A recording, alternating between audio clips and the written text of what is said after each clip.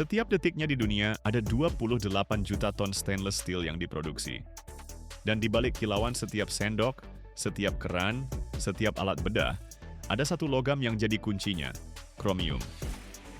Tapi nih yang bikin kaget, kromium meleleh di suhu 1857 derajat, sementara di tungku busur listrik buat produksinya, suhunya sampai 2800 derajat.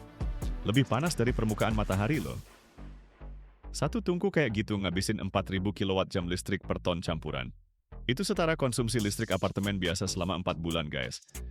80% semua kromium di dunia dipakai buat bikin stainless steel. Tapi dari mana sih logam ini asalnya? Kenapa 99% cadangan kromit dunia cuma ada di beberapa negara doang?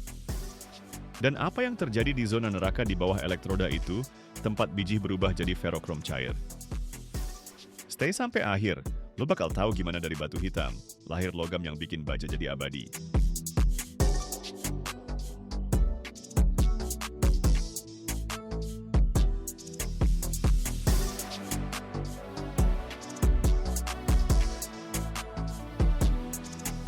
Bayangin tungku busur listrik raksasa setinggi gedung 3 lantai. 3 elektroda karbon dengan diameter sampai 2 meter tenggelam dalam lautan biji, kokas, dan flux yang lagi mendidih panas banget. Di antara ujung elektroda sama dasar tungku, busur listrik menyambar. Suhu di zona ini nyampe 2800 derajat Celcius. Ini lebih panas dari permukaan matahari loh. Udara di atas tungku getar-getar karena panasnya. Dari bawah atap yang setengah tertutup, keluar gumpalan asap dan gas yang ngebul. Di dalam tungku terjadi alkimia beneran. Biji kromium yang dicampur sama kokas mencair, oksigen ngilang jadi gas karbon monoksida, dan ferrokrom cair. Campuran kromium sama besi, ngalir ke dasar. Ini namanya tungku busur terendam, dan disinilah sebagian besar ferrokrom dunia diproduksi. Prosesnya jalan terus-menerus. Dari atas diisi biji dan kokas baru, dari bawah secara berkala dikeluarin logam cair sama terak. Satu tungku kayak gini bisa punya daya dari 25 sampai 45 megavolt ampere.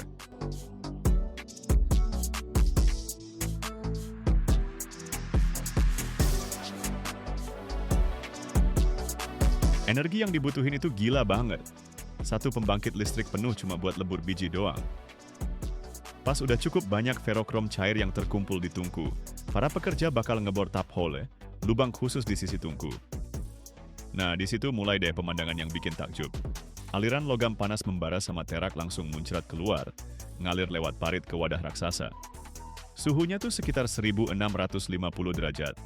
Logamnya menyala dengan cahaya oranye terang, hampir putih gitu. Panasnya aja udah kerasa banget, makanya para pekerja harus berdiri puluhan meter jauhnya, terlindungi sama layar khusus dan pakaian tahan api. Teraknya ngambang ke atas, dipisahin deh. Sementara ferrokromnya dingin di cetakan gede banget, jadi batangan masif yang beratnya ratusan kilogram. Batangan-batangan ini nanti dipecah jadi potongan sesuai ukuran yang dibutuhin buat dijual ke pabrik metalurgi. Tapi proses dapetin ferrokrom itu baru setengah perjalanan loh. Soalnya semuanya dimulai dari biji yang ditambang jauh di dalam tanah.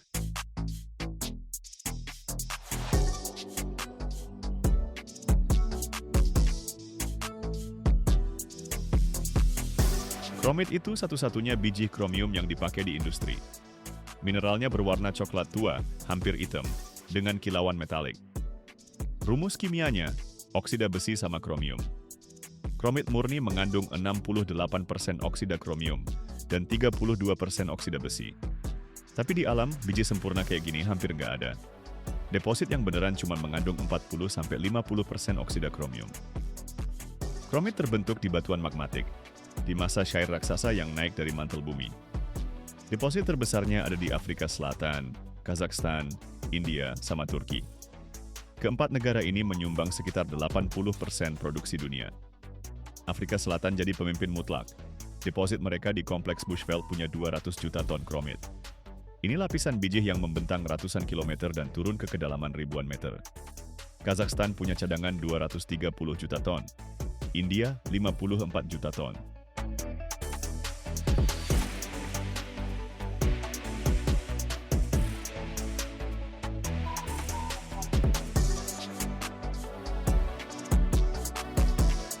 Sekarang sejarahnya nih. Kromium ditemuin sama kimiawan Prancis bernama Louis Nicolas Vauquelin di tahun 1760. Dia berhasil memisahkan kromium dari mineral krokoid, sejenis kromat timbal yang warna merah banget cerah. Warna mencolok dari mineral ini bikin Vauquelin terinspirasi kasih nama logam itu dari kata Yunani chromos, yang artinya warna. Soalnya senyawa kromium itu ngasih warna-warna keren banget. Hijau, kuning, oranye, merah. Setahun kemudian, tahun 1758, Vauquelin berhasil dapetin kromium murni dengan cara mereduksi oksidanya pakai karbon. Besi dengan tambahan kromium pertama kali diproduksi di pertengahan abad ke-19. Dan penggunaan kromium pertama kali sebagai elemen paduan dalam produksi baja terjadi di Prancis sekitar tahun 1890-an. Revolusinya terjadi di tahun 1893, waktu Henry Moissan melebur biji kromium dengan karbon di tungku listrik dan berhasil dapetin ferokrom. Ini jadi dasar metode industri modern, yang memang udah berevolusi, tapi intinya masih sama kayak dulu.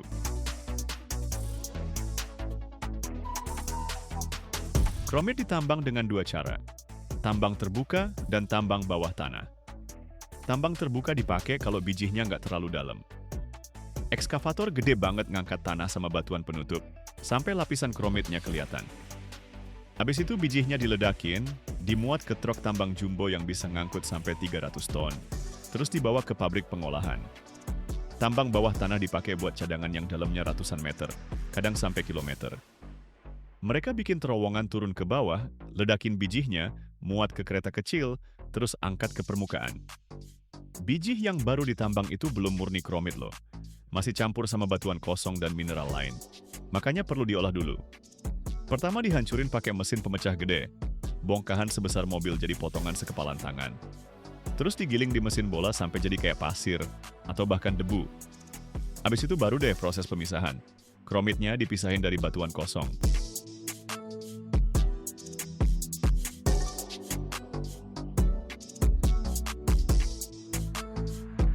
Metode utama buat memperkaya kromit itu gravitasi separasi.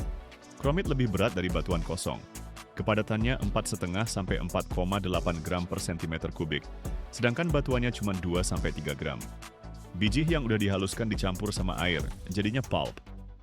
Pulp ini dilewatin mesin jig, meja konsentrasi, klasifikator spiral, sama separator sentrifugal.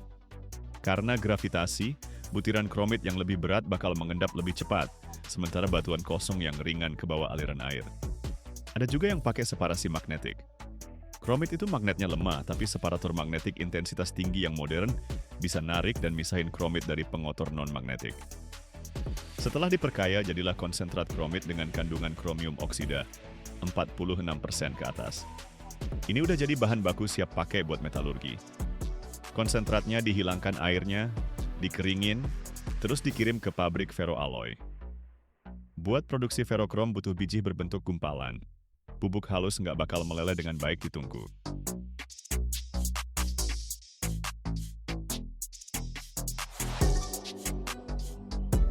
Jadi partikel halus ini diaglomerasi, dipanggang jadi gumpalan gede. Konsentrat dicampur sama flux dan bubuk kokas, dibasahin terus dibentuk jadi granul. Habis itu dipanasin sampai 1200 derajat, granulnya jadi nempel kuat jadi gumpalan beberapa sentimeter gitu. Nah, sekarang bijinya udah siap dilebur. Di pabrik feros paduan, konsentrat kromit dicampur sama kokas dan flux dengan proporsi tertentu. Kokas itu sumber karbon yang bakal mereduksi oksida jadi logam. Flux, kuarsit, dolomit, batu kapur, diperluin buat ngebentuk terak dengan komposisi dan titik leleh yang pas. Chart, campuran biji, kokas, dan flux dimasukin ke tungku busur listrik dari atas lewat hopper khusus. Pemuatannya bisa kontinu atau bertahap, tergantung tipe tungkunya. Elektroda silinder karbon gede banget, ditanam di lapisan charge. Pas arus dinyalain, muncul busur listrik antara elektroda dan material di bawahnya. Suhu di zona busur, 2800 derajat atau lebih. Itu udah cukup buat meleburin biji apa aja.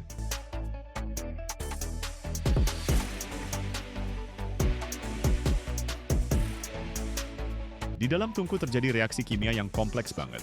Karbon dari kokas bergabung sama oksigen dari oksida kromium dan besi, membentuk gas karbon monoksida yang naik ke atas. Kromium dan besi direduksi jadi logam murni dan melebur, membentuk ferokrom. Sebagian karbon larut dalam logam, jadilah ferokrom berkarbon tinggi dengan kandungan karbon 4-8%.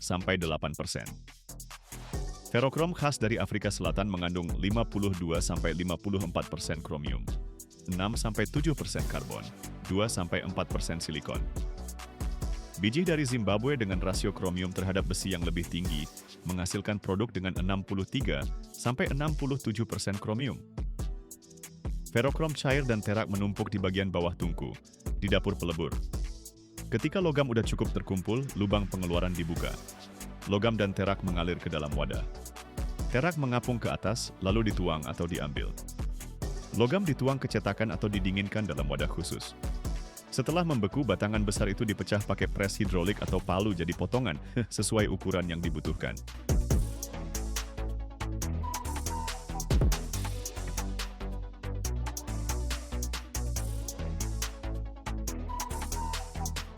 Produksi ferokrom itu boros energi banget.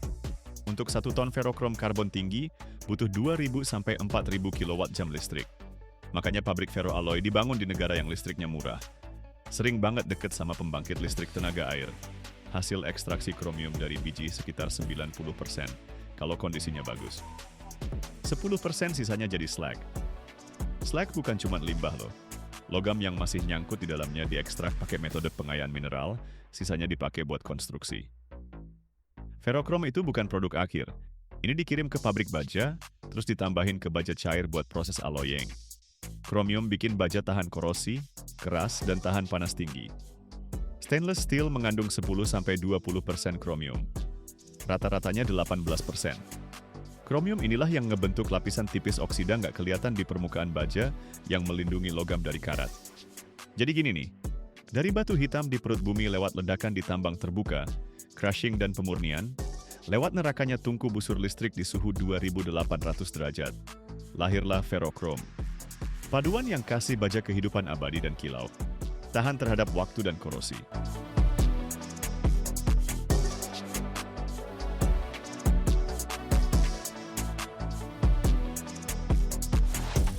Gimana kalau gue bilang, ada logam yang nggak bisa dihancurin sama api, tekanan, bahkan waktu sekalipun. Material yang kalau nggak ada, pesawat bakal mandek, lampu bakal mati, dan mesin roket luar angkasa bakal berhenti total. Dan yang bikin gila, logamnya langka banget sampai seluruh dunia rebutan tiap gramnya. Tungsten punya titik lebur tertinggi di antara semua logam di bumi. Gila-gilaan, 6.192 derajat Fahrenheit. Itu suhu yang bikin logam lain udah jadi uap duluan. Produksi tungsten dunia per tahun itu sekitar 85-100 ribu ton. Tapi yang bikin shock, sampai 40% tungsten yang dipakai di dunia itu datang dari daur ulang. Angkanya gede banget, nunjukin betapa berharganya nih logam. Total cadangan tungsten di dunia diperkiraan cuma sekitar 3-3,5 juta ton, jauh lebih dikit dibanding besi atau aluminium. Tapi yang penting nih, di akhir video ini lo bakal tahu rahasia tungsten yang disembunyiin industri dan hampir nggak ada yang cerita. Sesuatu yang bakal ngubah pandangan lo tentang logam yang nahan peradaban ini tetap jalan.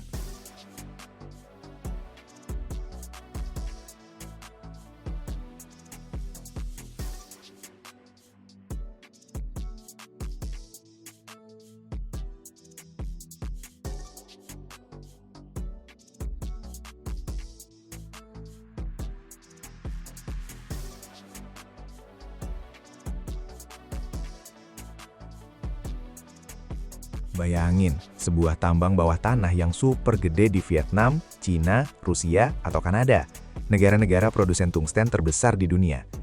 Jauh banget di dalam perut bumi, ratusan meter di bawah tanah, tersimpan biji-biji yang mengandung tungsten. Ini bukan logam murni ya, tapi mineral kompleks, wolframite sama skillite. Wolframite itu senyawa rumit dari besi, mangan, dan tungsten. Skillite itu tungstat kalsium. Para geolog pakai berbagai metode buat mengidentifikasi dan menilai cadangan biji tungsten ini. Terus, dengan mesin bor super kuat dan bahan peledak, biji itu diambil dari dalam bumi. Ini kerjaan yang berat dan bahaya banget, butuh teknologi tinggi dan harus ketat banget soal standar keamanan. Ribuan ton biji setiap hari diangkut ke permukaan pakai truk-truk bawah tanah yang gede banget. Ledakan dahsyat menghancurkan batuan, membuka akses ke biji berharga itu. Ini kayak gempa bumi terkendali versi mini. Setelah ledakan, biji dimuat ke dam truk tambang yang kapasitasnya sampai 300 ton dan dibawa ke pabrik pengolahan.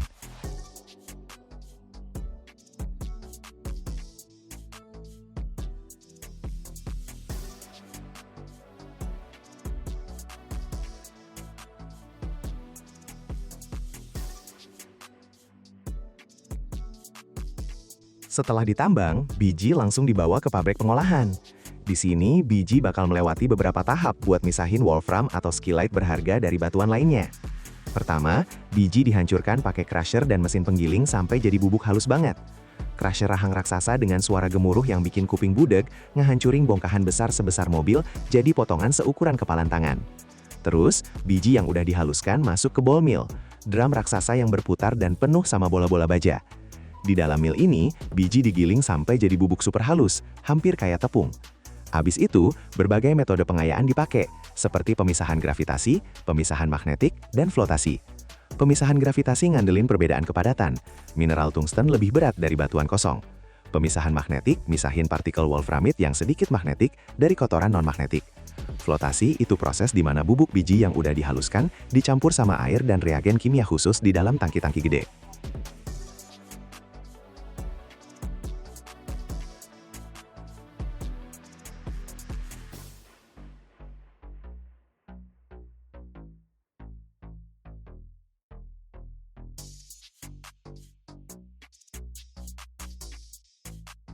Reagen-reagen ini nempel secara selektif ke partikel-partikel mineral wolfram, bikin mereka jadi anti-air. Terus, lewat campuran ini, dialirin udara, yang bikin jutaan gelembung-gelembung kecil. Partikel mineral wolfram nempel di gelembung-gelembung ini dan naik ke permukaan, bikin busa. Mineral-mineral alin yang nggak diperluin tetap di dasar. Busa yang udah diperkaya ini dikumpulin. Proses-proses ini ngasih konsentrat yang mengandung 60-70% trioksida wolfram, yang merupakan bentuk perantara. Konsentrat yang didapat terus diproses di pabrik-pabrik metalurgi buat dapetin wolfram murni. Ini proses kimia yang rumit banget, yang bisa melibatkan pelindian alkali, pengendapan para wolframat amonium, dan kalsinasi lebih lanjut buat dapetin oksida wolfram. Konsentrat dilarutin dalam larutan alkali di suhu tinggi. Terus dari larutan itu diendapkan para wolframat amonium, senyawa perantara.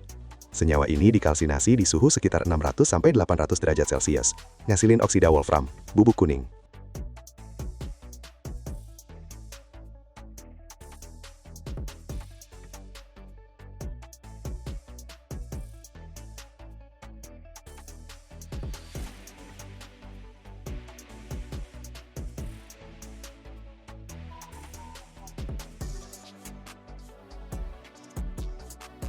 Oksida tungsten ini kemudian direduksi jadi tungsten metalik dengan cara dipanasin dalam atmosfer hidrogen pada suhu antara 1100 sampai 1800 derajat Fahrenheit. Di tungku-tungku khusus, oksida tungsten dipanasin dalam aliran hidrogen.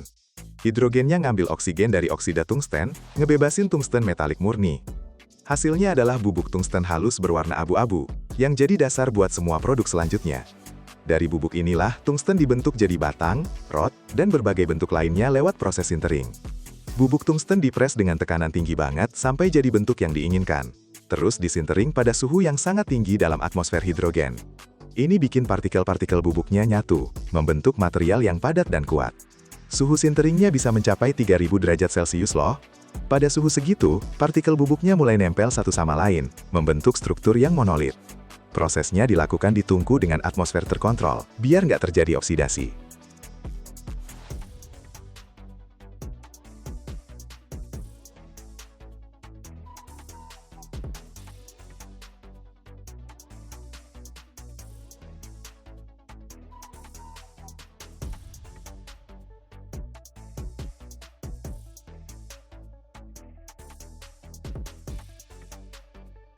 Salah satu penggunaan paling penting adalah pembuatan paduan keras yang dikenal sebagai karbida tungsten. Paduan ini, yang menggabungkan tungsten dengan karbon, plus kobalt atau nikel sebagai bahan pengikat, adalah salah satu material buatan paling keras di dunia. Karbida tungsten dibuat dengan memanaskan bubuk tungsten bersama karbon pada suhu sekitar 1400 sampai 1600 derajat Celcius. Kristal karbida tungsten yang terbentuk kemudian digiling jadi bubuk. Bubuk ini dicampur dengan kobalt atau nikel sebagai pengikat, dicetak dalam bentuk tertentu, lalu dipanaskan hingga menyatu. Karbida tungsten dipakai untuk membuat alat pemotong, bor, fries, pahat bubut, yang bisa mengolah logam dan paduan paling keras sekalipun. Tanpa karbida tungsten, industri manufaktur modern, pengolahan logam, serta penambangan minyak dan gas bakal nggak mungkin ada. 1 kilogram tungsten bisa jadi bor yang mampu menembus ribuan kaki batuan, yang membuktikan efisiensinya yang luar biasa banget.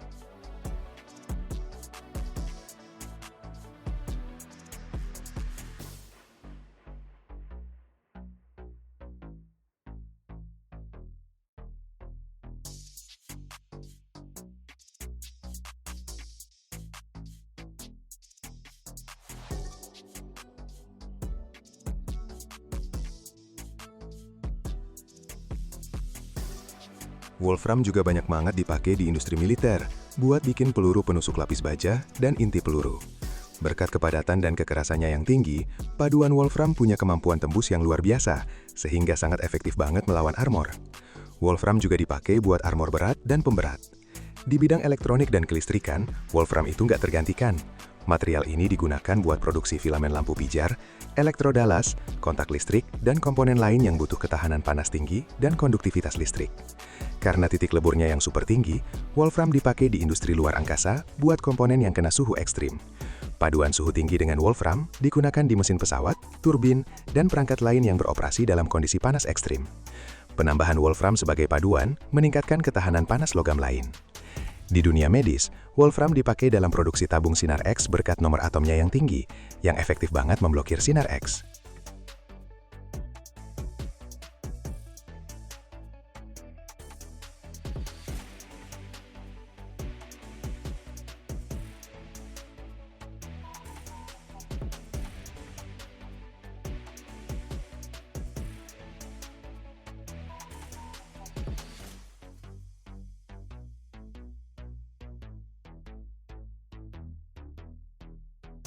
Tungsten juga dipakai buat perlindungan radiasi, mirip kayak timbal, tapi nggak seberacun itu. Selain itu, tungsten dipakai untuk bikin balas dan counterweight di mobil balap, pesawat, sama kapal yacht karena densitasnya yang tinggi banget. Dia juga jadi komponen di beberapa perhiasan gara-gara keras dan anti gores. Tungsten tuh salah satu elemen yang paling jarang ada di kerak bumi, jadi penambangan dan produksinya emang berharga banget. Cadangan tungsten dunia yang layak secara ekonomi buat ditambang diperkirakan sekitar 3–3,5 juta ton. Tapi kalau termasuk sumber daya potensial yang belum dieksplorasi, jumlah totalnya bisa jauh lebih gede. Ini jelas jauh lebih dikit dibanding cadangan logam kayak besi atau aluminium yang nunjukin nilai strategisnya. Produksi tungsten dunia per tahun yang diukur dalam ton logam murni atau setara tungsten oksida berfluktuasi, tapi beberapa tahun terakhir sekitar 85–100 ribu metrik ton per tahun.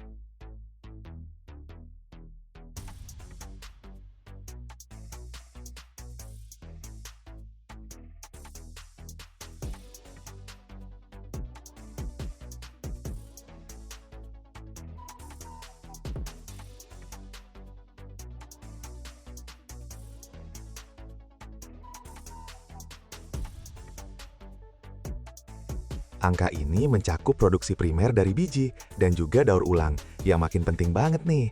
Bayangin aja, kamu bisa ambil alat yang udah usang dan udah nggak kepake, terus ubah jadi baru lagi, tanpa buang-buang energi dan sumber daya buat nambang biji dari nol. Nah, ini yang terjadi sama tungsten.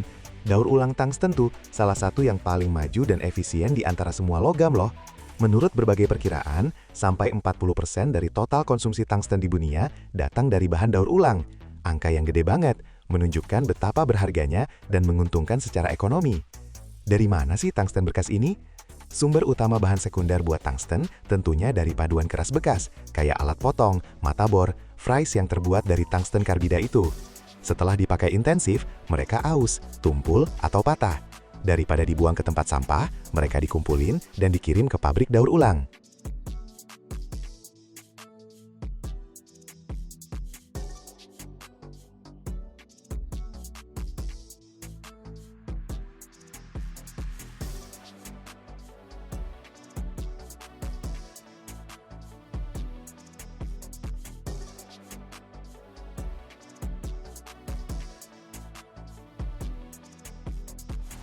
Sumber lainnya adalah besi tua yang mengandung tungsten, sisa-sisa dari produksi produk tungsten, plus beberapa kontak listrik dan kabel. Tungsten daur ulang jauh lebih murah produksinya dibanding logam primer, karena ngilangin tahap-tahap mahal dan boros energi, kayak penambangan biji dan pemrosesan awalnya. Daur ulang ini ngurangin jejak ekologis produksi tungsten secara signifikan banget. Prosesnya meminimalkan kebutuhan operasi pertambangan, ngurangin konsumsi energi, ngurangin limbah industri dan emisi gas rumah kaca. Ini bikin produksinya lebih hijau dan bertanggung jawab. Dan begitulah, setelah melewati perjalanan dari ledakan bawah tanah, digiling jadi bubuk, melalui flotasi dengan jutaan gelembung udara, melalui pelarutan kimia dan reduksi di atmosfer hidrogen pada suhu 1800 derajat, melalui sintering pada 3000 derajat, lahirlah logam dengan titik lebur tertinggi di bumi, yang mampu bertahan di 6192 derajat Fahrenheit, logam yang tanpa dia industri modern, penerbangan, antariksa, dan kedokteran nggak mungkin ada. Dan yang paling keren, hampir setengah dari logam ini terlahir kembali dari alat-alat lama, bikin tungsten jadi salah satu material strategis paling ramah lingkungan dalam peradaban kita.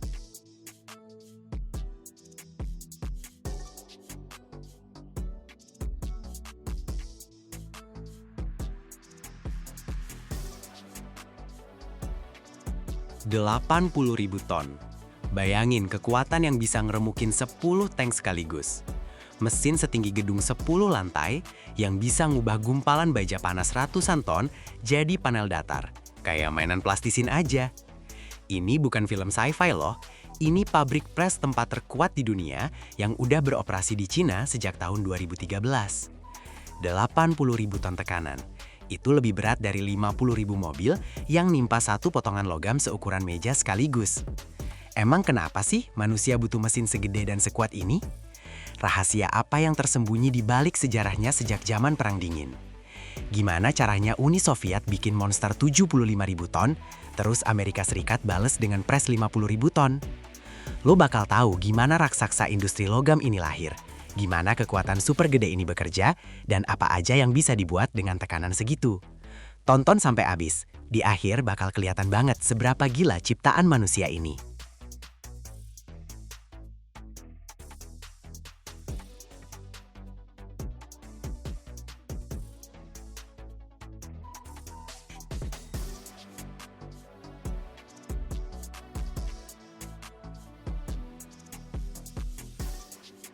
Cerita mesin pres raksasa ini nggak dimulai dari tujuan damai, tapi dari perlombaan senjata di era Perang Dingin.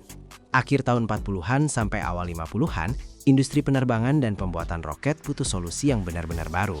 Pesawat makin gede, makin cepat, terbangnya makin tinggi. Roket juga makin gedean ukurannya. Dan buat semua itu, mereka butuh komponen utuh super besar dari logam kuat, lengaran sayap dari titanium, panel badan pesawat dari aluminium, bagian mesin roket dari baja. Kalau nyambung bagian-bagian ini pakai las, konstruksinya bakal lebih lemah. Sambungan las gampang rusak kalau kena beban berat atau getaran. Makanya dibutuhlah teknologi yang bisa menempa komponen raksasa jadi satu kesatuan utuh, tanpa sambungan sama sekali. Dari situlah ide mesin pres hidrolik super kuat ini lahir. Amerika Serikat yang pertamanya dari ini. Dan di tahun 50-an mereka bikin beberapa mesin pres dengan kekuatan sampai 50.000 ton.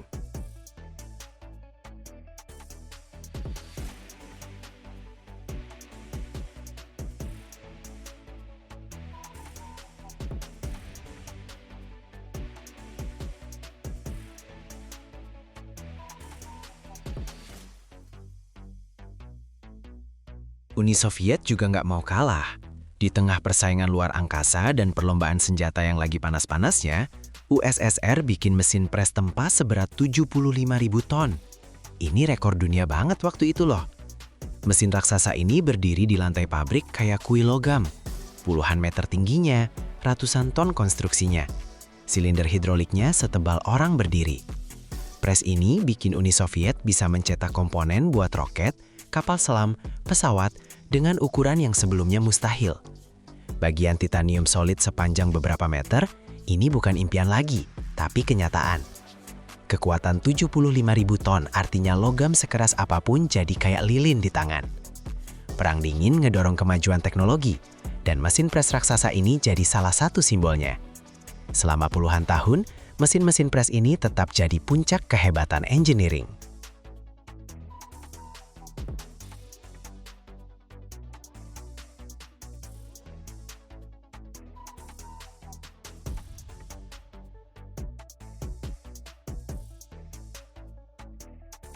Tapi di tahun 2013, Cina nge-break semua rekor.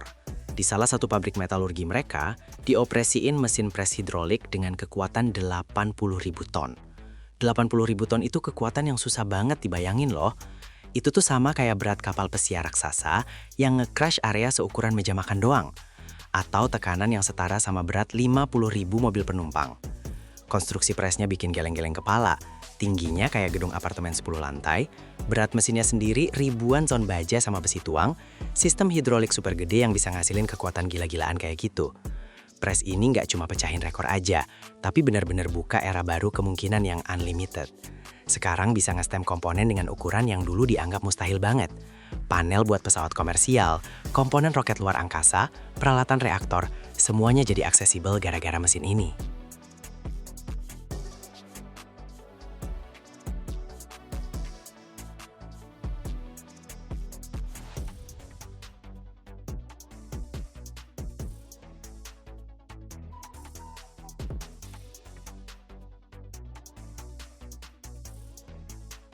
Gimana sih cara kerja mesin raksasa ini? Intinya, hidrolik. Bayangin silinder-silinder gede banget, diisi oli dengan tekanan yang gila-gilaan. Pas oli bertekanan masuk ke silinder, piston mulai bergerak. Tapi ini bukan piston biasa. Diameternya aja diukur dalam meter, gerakannya puluhan meter. Pelan, tapi dengan kekuatan yang gak kebayang.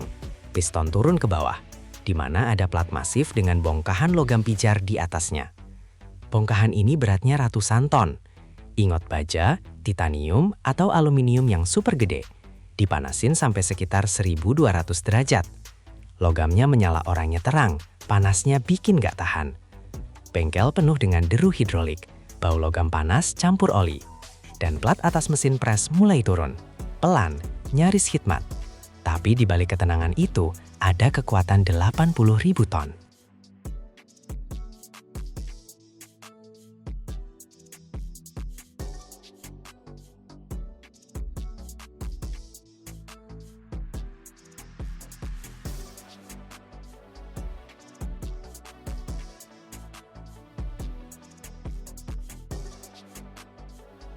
Kontak. Plat atas mesin pres menyentuh benda kerja yang lagi membara. Dan dimulailah keajaiban deformasi. Logam yang kalau suhu normal keras kayak batu, di bawah tekanan segede ini mulai mengalir kayak pasta kental. 80.000 ton gak ngasih pilihan buat logamnya. Benda kerjanya gepeng melebar ke samping ngikutin bentuk cetakan. Dari batangan tebal jadi panel datar atau komponen 3D yang rumit. Prosesnya diiringi suara gemuruh yang bikin telinga budak. Logamnya retak, mengerang, kelebihannya keluar mengalir ke samping kayak aliran lava panas banget. Suhu, tekanan, kekuatan, semuanya dikontrol komputer dengan presisi sampai milimeter. Salah dikit aja benda kerja puluhan ton bisa rusak. Atau lebih parah lagi, mesin presnya bisa rusak. Tapi operatornya tahu banget tugasnya. Satu siklus stamping cuma butuh beberapa menit. Tapi hasilnya, komponen utuh tanpa sambungan sama sekali dengan struktur internal yang sempurna.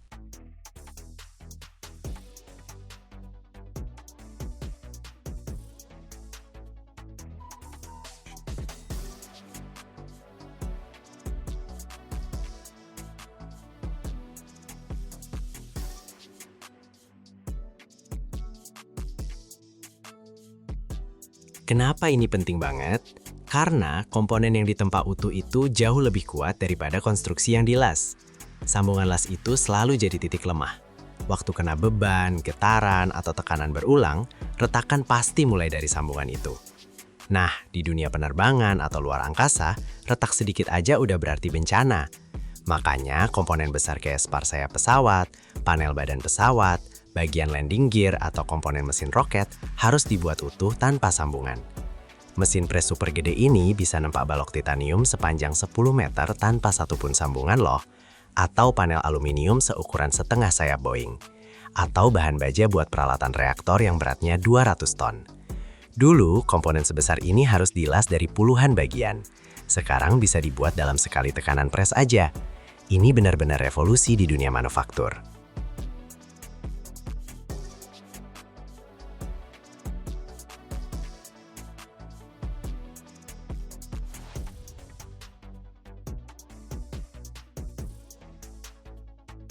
Tapi mesin pres 80.000 ton ini nggak cuma buat penerbangan dan antariksa doang loh. Ini juga soal energi. Poros gede banget buat turbin air, rotor reaktor nuklir, casing bertekanan tinggi. Semua itu butuh tempa yang utuh dan ukurannya gila-gilaan. Bayangin aja, poros turbin air sepanjang 15 meter dengan diameter 2 meter. Beratnya lebih dari 100 ton. Ngetempa bagian sekelas ini cuma bisa pakai mesin pres super kuat. Bahan mentahnya dipanasin di tungku seukuran rumah, terus diangkat pakai kren ke plat pres, dan dalam beberapa kali benturan langsung dibentuk sesuai yang dibutuhin. Setiap benturan itu artinya 80.000 ton kekuatan yang ngebentuk logamnya, ngepadatin strukturnya, ngeluarin cacat dari dalamnya. Abis ditempa, bagiannya didinginkan pelan-pelan, terus dikasih perlakuan panas dan mesin finishing. Tapi, pondasi kekuatannya ya dibikin pas di mesin pres ini.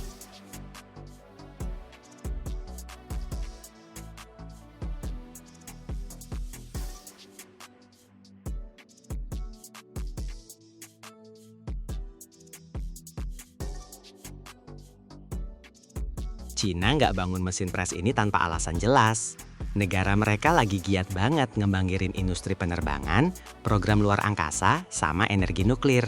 Semua itu butuh teknologi yang dulu cuma bisa diakses sama AS dan Rusia doang.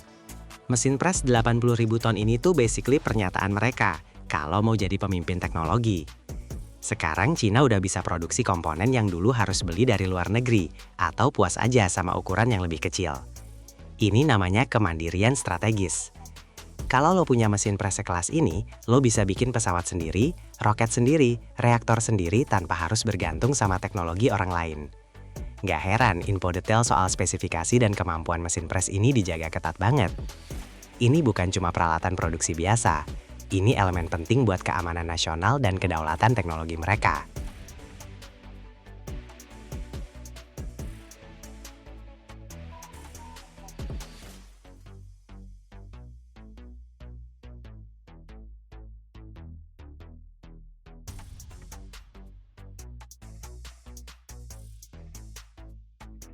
Di dunia, mesin pres kayak gini tuh cuma segelintir doang.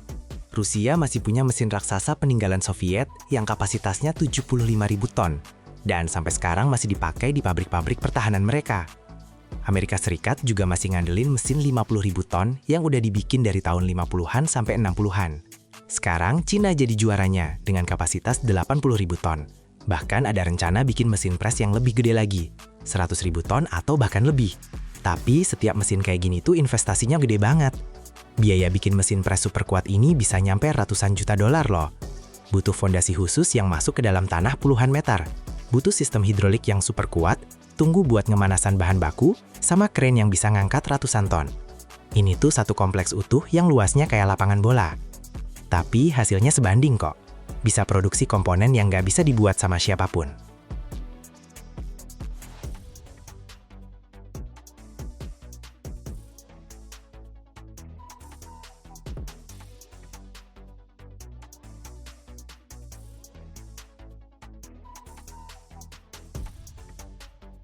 Nah, lewat sejarah Perang Dingin, lewat balapan teknologi antara negara-negara adidaya, lewat puluhan tahun pengembangan teknik, akhirnya manusia sampai pada pres 80.000 ton. Ini bukan cuma mesin biasa, ini simbol bahwa kita udah belajar menguasai materi dengan kekuatan yang bisa dibandingin sama proses geologis. Waktu 80.000 ton menghantam logam yang lagi membara, rasanya kayak kerak bumi yang kepencet jadi gunung karena lempeng tektonik. Cuma bedanya di sini, prosesnya dikontrol sama manusia. Setiap komponen yang keluar dari pres sekuat itu punya jejak kekuatan dan presisi yang nggak terbayangin. Pesawat terbang, roket meluncur keluar angkasa, reaktor ngasilin energi. Dan di balik semua itu ada pres-pres raksasa yang bisa ngeremukin logam kayak plastisin. Ini cerita tentang gimana manusia belajar menciptakan kekuatan para dewa dan memanfaatkannya buat menaklukkan langit, luar angkasa, dan atom.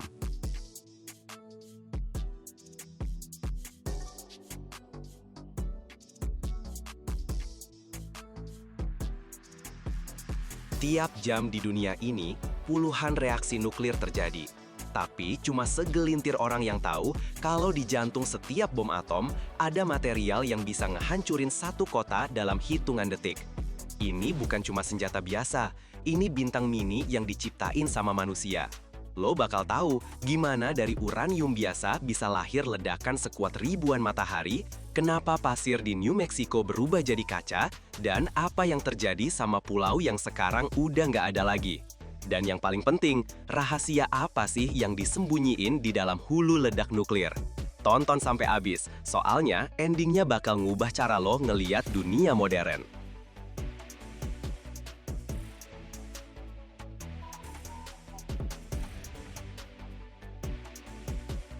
Zaman dulu banget, waktu dunia baru belajar dengar suara atom, ada beberapa orang jenius yang berhasil ngintip ke dalam yang nggak kelihatan, ke jantungnya materi.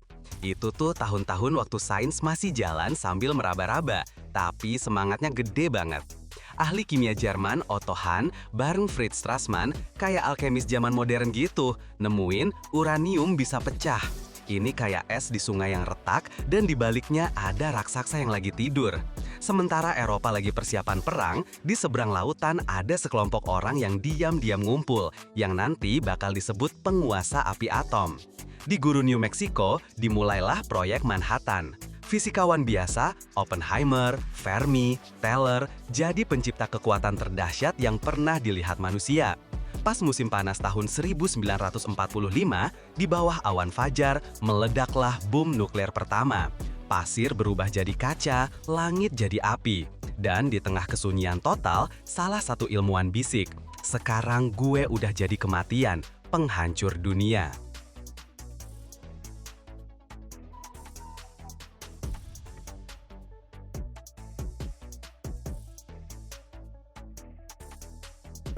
Tapi ceritanya nggak berhenti sampai di situ. Beberapa hari kemudian, Hiroshima dan Nagasaki jadi halaman duka yang kelam banget. Dan pas dunia mikir udah ngeliat semuanya, Uni Soviet balas.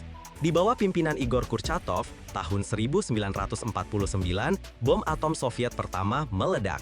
Terus 10 tahun kemudian, Tsar Bomba. Kekuatannya bisa ngehancurin kota seukuran Paris loh. Ironisnya nih, senjata nuklir malah jadi perisai, bukan pedang. Keberadaannya bikin musuh-musuh terpaksa ngobrol.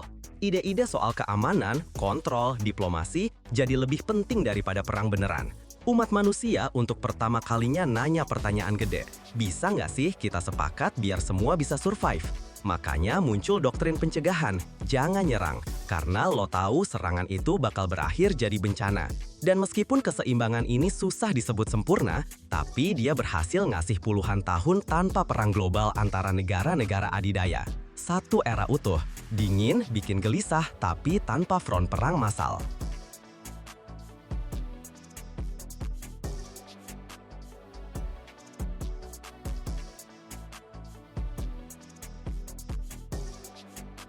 Riset nuklir itu ngehasilin industri-industri baru, pembangkit listrik nuklir, reaktor buat kapal selam, diagnostik medis. Bahkan, proyek luar angkasa juga kebagian dorongan gara-gara kita makin ngerti tentang atom. Buat nyiptain yang paling mengerikan, kita jadi belajar ngerti yang paling rumit. Iya sih, senjata nuklir itu bahaya banget. Tapi ini juga cerminan kebijaksanaan manusia. Kita udah bikin sesuatu yang super powerful, tapi nggak dipakai secara massal.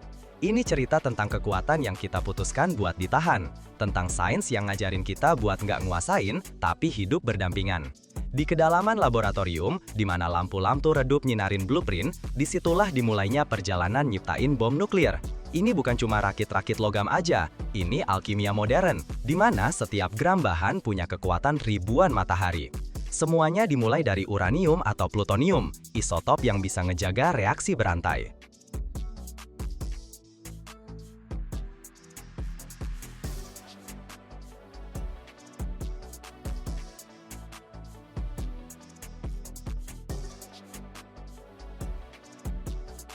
Tapi uranium di alam itu kebanyakan uranium 238 yang nggak cocok, makanya harus diperkaya. Isotop 235 dipisahin pakai centrifuge, di mana uranium berbentuk gas diputar dengan kecepatan gila-gilaan. Plutonium itu buatan, didapatin dari reaktor nuklir, di mana uranium nyerap neutron terus berubah jadi plutonium yang dibutuhin buat bom nuklir. Penampakan bom nuklir sering mirip bom pesawat klasik. Badan logam aerodinamis dirancang biar stabil pas jatuh dari ketinggian. Di hanggar gede banget, di mana dindingnya bergema bunyi logam, udaranya bau baja panas sama oli. Disinilah lahirnya cangkang yang harus nahan inti ledakan atom.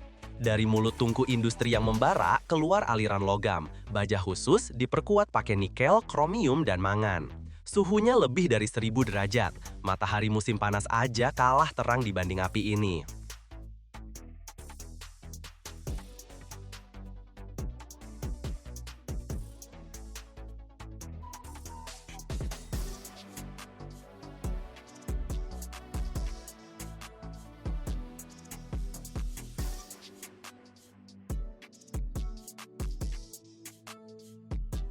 Para pekerja dengan baju pelindung dan pelindung wajah transparan lagi ngawasin proses pembentukan.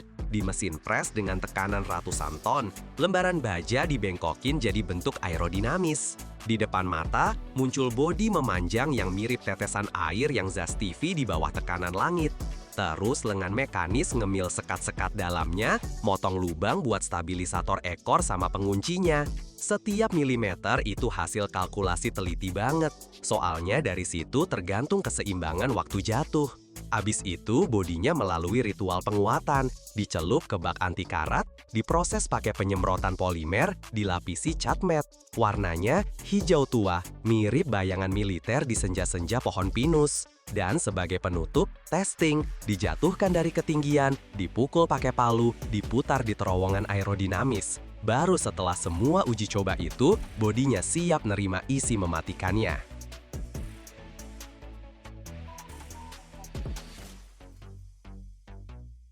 Lap sunyi, remang-remang, ada bau ozon tipis, udara berasa berat banget. Di depan lo ada bom nuklir yang terbuka, dinding logamnya udah dibuka, dalamnya kayak organisme hidup yang lagi terbentang gitu. Nggak ada yang lebay di sini, nggak ada kilau atau hiasan, cuma fungsi, cuma ledakan. Di tengahnya ada bola yang mulus, sempurna, bentuknya mirip meteorit kusam. Ini nih hulu ledak nuklir. Plutonium-239, dingin dan mematikan. Atau uranium-235, berat banget, kayak ada planet di tangan lo. Bentuknya, kesempurnaan matematis, dipoles sampai ke ukuran mikron. Di sekeliling bola ini, ada simfoni tekanan. Bahan peledak komposit, lapis demi lapis, kayak bunga yang dilipat ke dalam. Tugasnya bukan cuma meledak, tapi bikin ledakan terjadi dari dalam. Kayak telapak tangan yang ngepres sampai batas maksimal, lensa-lensa peledak ini harus bikin implosi. Kompresi yang merata, nggak kenal ampun, yang bakal bikin materinya jadi super kritis. Kalau bahkan 1 detik aja terlambat, seluruh konstruksi ini bakal jadi tumpukan logam nggak berguna. Dan di jantung orkestra implosi ini, ada inisiator. Alat kecil yang nunggu momen buat ngelepas neutron pertama. Polonium sama berilium bereaksi, bikin badai mini yang bisa memicu hal yang nggak bisa dibalik lagi. Dari sinilah reaksi berantai dimulai. Korek api buat hutan atom. Terus lapisan tamper. Berat banget, kayak bayangan, dia ngelilingi jantung bom bukan buat lindungin, tapi buat nahan. Uranium-238 atau wolfram emang nggak aktif, tapi super penting. Tugasnya, nahan neutron, bikin mereka balik lagi, kayak gema di gua. Dari sini bergantung durasi ledakannya, kekuatannya, puncaknya. Di bagian belakang badan, otaknya, sistem otomatis, elektronik, kabel sama sensor, barometer nunggu ketinggian, radar ngawasin tanah, baterai tidur, siap bangun kapan aja. Disinilah ditentuin kapan semuanya harus terjadi, di atas kota, di udara, atau setelah jatuh. Tanpa sistem saraf ini, ledakan bakal jadi kecelakaan aja. Tapi di sini, semuanya udah diperhitungkan banget. Kalau lo lihat seluruh konstruksinya dalam potongan, mirip kayak lapisan planet atau bab-bab ensiklopedia kekuatan.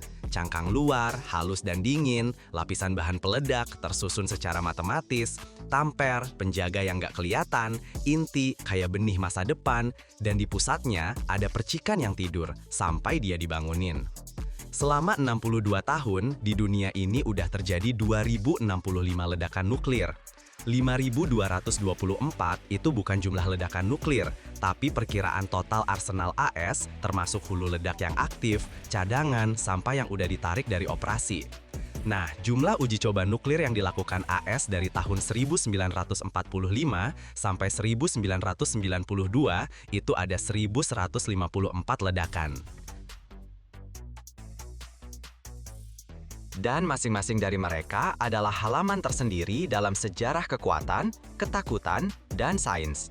Ledakan pertama, Trinity, 16 Juli tahun 1945, di gurun New Mexico.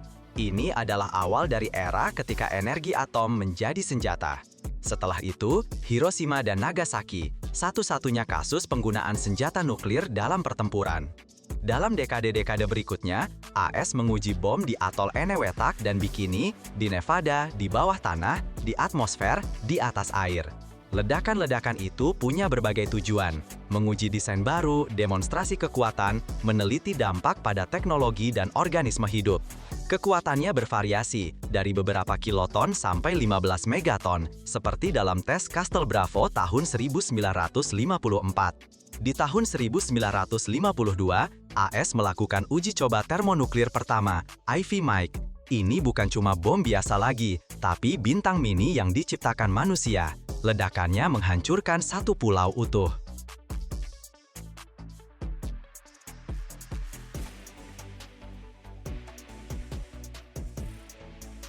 Di tahun 1960-an, uji coba udah jadi hal rutin banget. Amerika Serikat ngetes hulu ledak buat misil, bom udara, bahkan muatan neutron yang punya gelombang kejut minimal tapi radiasi maksimal. Ledakan resmi terakhir terjadi tanggal 23 September 1992. Setelah itu, AS ngumumin moratorium. Tapi persenjataannya masih ada loh. Mereka modernisasi, adaptasi, simpan. Sebagian hulu ledak ada di kapal selam, sebagian di pesawat pengebom strategis, sebagian lagi di gudang NATO. Ledakan-ledakan ini bukan cuma peristiwa teknis aja. Ini cerita tentang gimana manusia belajar ngendaliin energi bintang dan bikin energi itu jadi senjata ketakutan. Tapi ini juga pengingat kalau kekuatan yang bisa ngehancurin peradaban ada di bawah kontrol mereka yang ngerti banget harga dari penggunaannya. Dan selama keseimbangan ini masih terjaga, dunia terus eksis di pinggir jurang, tapi nggak jatuh ke dalamnya.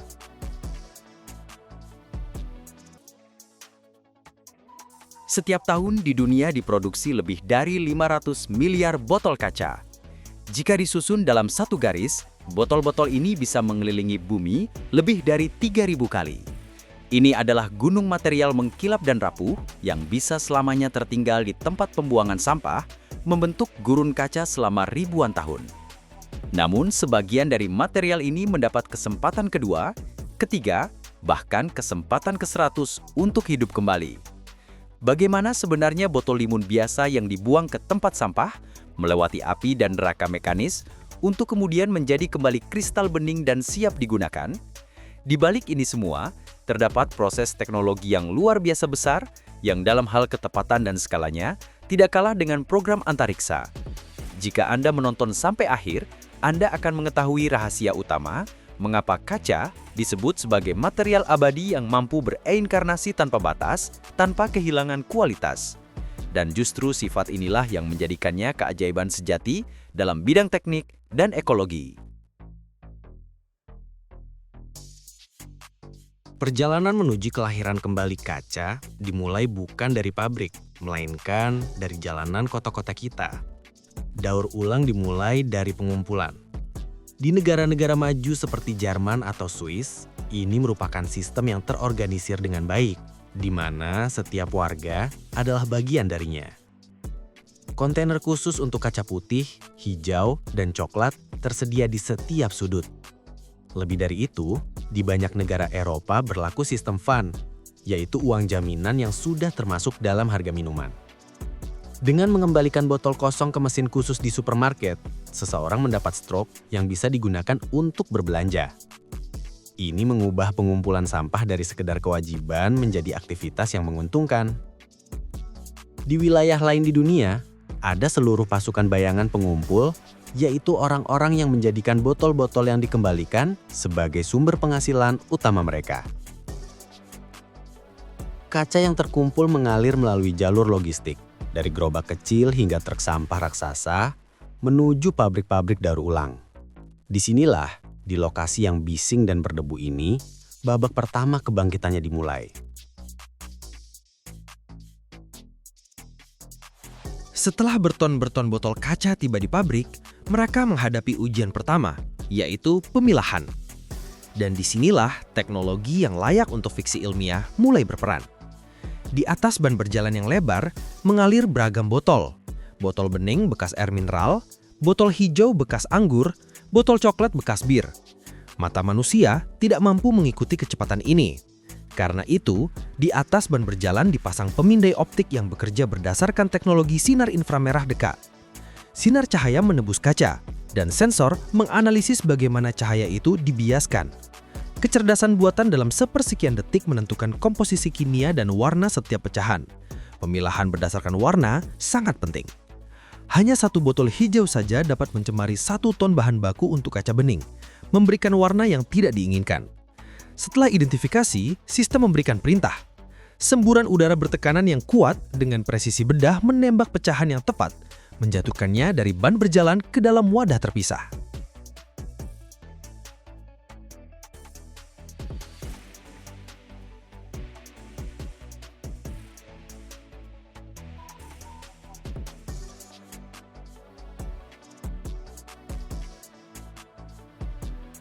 Tapi, warna itu baru setengah dari prosesnya. Bersama dengan kaca, ada banyak benda asing yang ikut masuk. Tutup logam, cincin plastik, label kertas. Disinilah dimulai pembersihan berlapis. Pertama, ban berjalan melewati elektromagnet raksasa. Dengan bunyi dentingan keras, mereka menarik semua tutup baja dari aliran. Kemudian, separator arus eddy mulai bekerja. Mereka menciptakan medan magnet yang menolak logam berwarna seperti aluminium, membuatnya benar-benar melompat dari sabuk ke wadah terpisah. Setelah itu, kipas angin yang kuat meniup sampah ringan seperti kertas dan plastik. Dan akhirnya, kaca melewati sistem pembersihan air, di mana sisa-sisa organik dan kotoran dicuci bersih. Bayangkan saja, betapa rumitnya perjalanan yang dilalui setiap botol yang kita buang sebelum menjadi bahan baku yang bersih.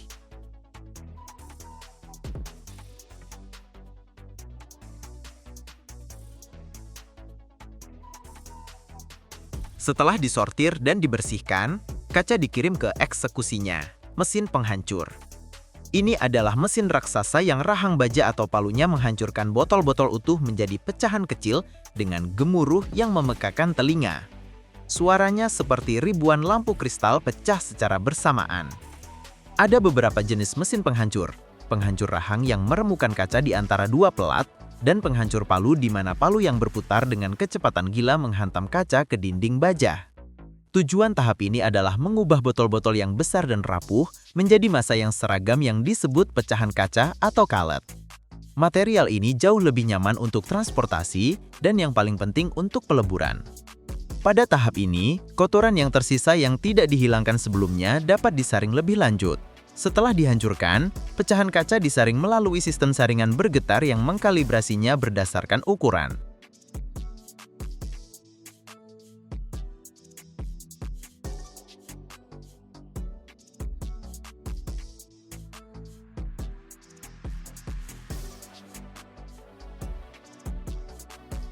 Bahkan setelah penghancuran, pecahan kaca masih bisa mengandung partikel mikroskopis logam atau bahan organik yang tidak terlihat oleh mata. Karena itu, pecahan kaca menjalani pembersihan akhir yang lebih teliti lagi. Pemisahan magnetik di sini bekerja pada tingkat baru, menangkap inklusi logam yang sangat kecil. Kemudian digunakan teknologi optik khusus untuk menghilangkan sisa-sisa keramik atau porselen yang terlihat seperti kaca, tetapi memiliki titik leleh yang berbeda dan bisa menyebabkan cacat pada produk jadi. Ini menjamin bahwa hanya material yang benar-benar bersih yang masuk ke dalam tungku. Setelah itu, remah kaca dikirim ke saringan getar, di mana ia melewati beberapa tingkat jaring dengan ukuran lubang yang berbeda untuk dipisahkan menjadi fraksi-fraksi. Ukuran yang berbeda digunakan untuk jenis produk yang berbeda. Seluruh proses ini sepenuhnya otomatis, yang meminimalkan resiko bagi para pekerja.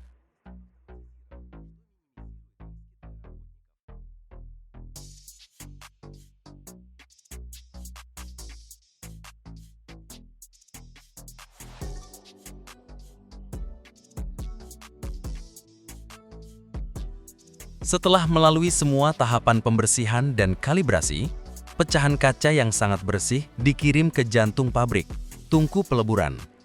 Di pabrik, pecahan kaca dimuat ke dalam tungku raksasa, di mana ia dilebur pada suhu antara 1530 hingga 1650 derajat Celcius. Pada panas seperti itu, kaca menjadi cair, kental, dan merah menyala seperti lava. Penambahan pecahan kaca dalam proses peleburan bukan hanya jenius dari segi lingkungan, tetapi juga ekonomi. Kaca daur ulang melebur pada suhu yang lebih rendah daripada bahan baku utama seperti pasir, soda, dan batu kapur, yang memungkinkan pengurangan konsumsi energi hingga 30%. Terkadang, sejumlah kecil bahan baku baru ditambahkan ke dalam lelehan untuk menyesuaikan komposisi kimia dan menjamin kekuatan serta kejernihan produk masa depan.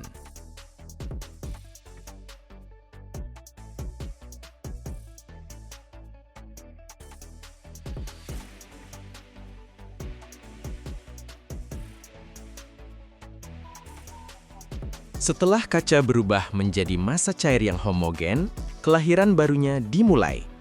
Lava cair diarahkan ke mesin pembentuk. Di sini, tetesan kaca panas di bawah tekanan udara dalam sekejap berubah menjadi botol, toples, atau vas baru. Di pabrik-pabrik besar, proses ini sepenuhnya otomatis dan dapat mencakup cetakan presisi tinggi untuk memastikan kualitas yang sempurna. Segera setelah pembentukan, produk kaca panas melewati terowongan panjang untuk outjiga, di mana suhunya secara bertahap dan sangat perlahan menurun. Ini adalah tahap yang sangat penting yang menghilangkan tekanan internal dalam kaca dan mencegah retak.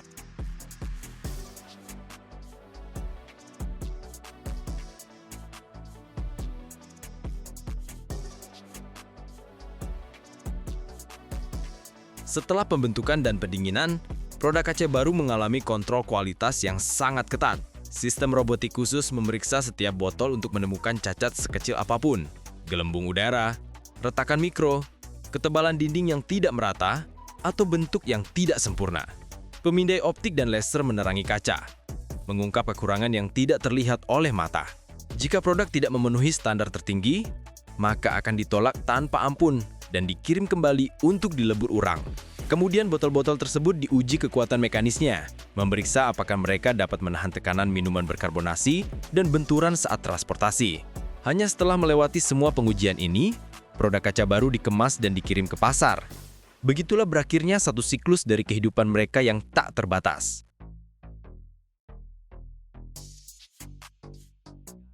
Setiap menit, kabel-kabel tua menghilang dari planet ini. Ribuan kilometer dicabut dari dinding rumah, pabrik, dan mesin. Dan semua sampah ini berubah menjadi tembaga murni yang lebih berharga dari emas. Bayangkan, gulungan kabel yang kemarin masih tergeletak di tempat pembuangan sampah, hari ini meleleh di dalam tungku dengan suhu lebih dari 1100 derajat, lebih panas dari gunung berapi.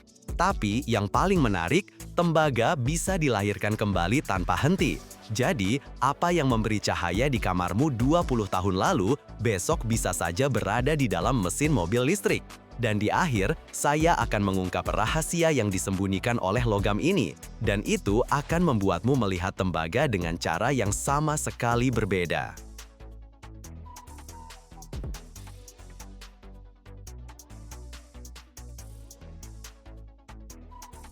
Semua kabel yang kamu lihat di sekitarmu, mulai dari charger lama hingga gulungan kabel industri, memiliki ceritanya sendiri. Mereka pernah menjadi bagian dari kehidupan, mengalirkan listrik, mentransmisikan sinyal. Tapi waktu berlalu, barang-barang rusak, sistem diperbaharui, dan kabel menjadi sampah. Tapi disinilah kehidupan kedua mereka dimulai. Kabel dikumpulkan dari mana saja, dari rumah pribadi, kantor, pabrik, dan bahkan mobil tua. Bayangkan sebuah jaringan logistik raksasa, truk, kontainer, gudang. Ini seperti berburu harta karun. Hanya saja hartanya adalah logam dan plastik yang terjalin dalam gulungan. Langkah pertama, penerimaan di pabrik. Di sini, kabel melewati tangan para pekerja berpengalaman yang tidak hanya memilah, mereka seperti arkeolog.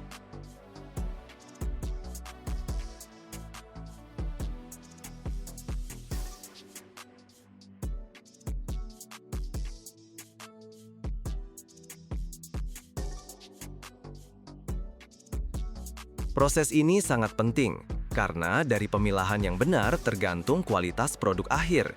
Jika berbagai jenis logam tercampur, ini akan mempersulit tahap-tahap pengolahan berikutnya dan membuat tembaga kurang murni. Para pekerja pada tahap ini menggunakan berbagai alat, gunting, tang, mesin khusus untuk mengupas isolasi. Semua ini dilakukan dengan cepat, tapi penuh perhatian. Setiap gulungan dibuka dibagi menjadi fraksi-fraksi.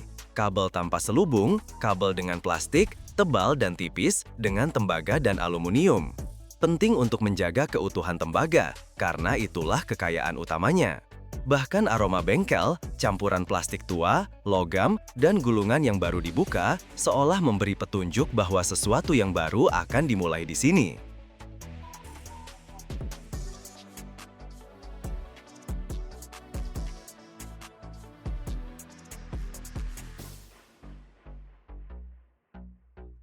Gulungan-gulungan telah dibongkar, kabel-kabel telah diurai, tetapi keajaiban sesungguhnya masih akan datang. Apa yang baru saja berupa kilometer kabel, kini bersiap untuk melewati jantung pabrik. Mereka menyebutnya dengan berbagai nama, penghancur, shredder, naga bermata pisau. Tapi intinya satu, monster ini menggiling segalanya. Potongan-potongan kabel dimasukkan ke dalam hopper besar. Di dalamnya ada poros-poros dengan gigi setajam silet. Mereka tidak memotong, mereka mengunyah. Tembaga, aluminium, plastik, semuanya retak, berderit, hancur berkeping-keping. Kabel yang telah dihancurkan masuk ke dalam mesin di mana hukum fisika berlaku. Gaya sentrifugal, getaran, aliran udara, magnet. Plastik ringan, ia terbawa oleh aliran. Tembaga berat, ia jatuh ke kompartemen lain.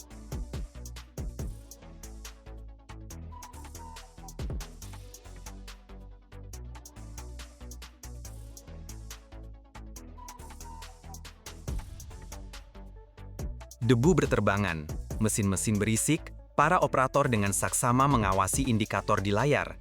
Terkadang, di udara tercium bau logam yang dipanaskan, ozon, dan plastik.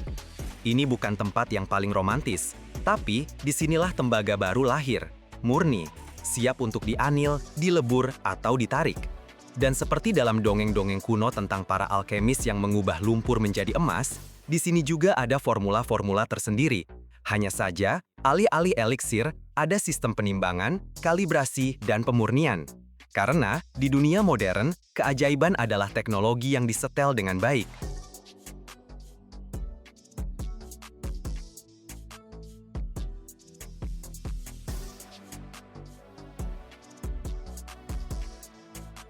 Ke dalam tungku secara bertahap ditambahkan flux, zat khusus yang mengikat pengotor berbahaya, oksida, kotoran, sisa isolasi. Mereka mengapung ke permukaan dalam bentuk kerak, terak yang gelap. Kerak ini dikumpulkan secara manual, dengan sekop panjang, di tengah panas yang terasa bahkan menembus pakaian pelindung. Ini adalah salah satu pekerjaan paling berbahaya di pabrik. Tetapi pada saat yang sama, salah satu yang paling megah. Di sini, orang-orang secara harfiah melihat bagaimana tembaga tua dimurnikan. Bagaimana potongan-potongan berkarat berubah menjadi danau yang membara, hampir seperti matahari. Bahkan suaranya pun berbeda di sini. Kental, rendah, sedikit mengancam. Seolah berkata, "Aku adalah tembaga, dan aku kembali."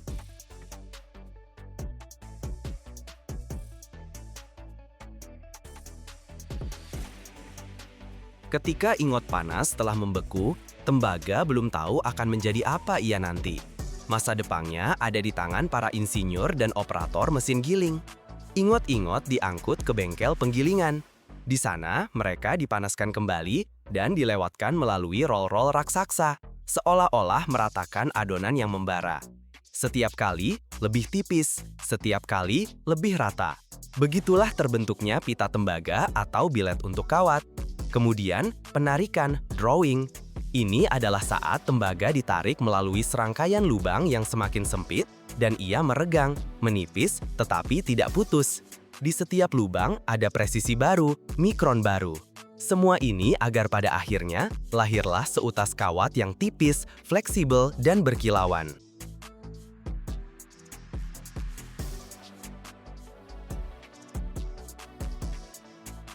Terkadang kawat itu dilapisi isolasi, dan kemudian ia akan berakhir di dinding-dinding rumah. Satu rumah tinggal rata-rata membutuhkan sekitar 200 kg tembaga. Terkadang menjadi lilitan motor mobil listrik, dan terkadang menjadi kumparan-kumparan halus di headphone yang akan mentransmisikan musik dari hati ke hati. Setiap menit, lebih dari 17 ton tembaga bekas didaur ulang di planet ini. Tembaga dapat didaur ulang hampir tanpa henti, tanpa kehilangan kualitas. Ini menjadikannya logam yang ideal untuk penggunaan siklik. Hidup, bekerja, melebur, hidup kembali.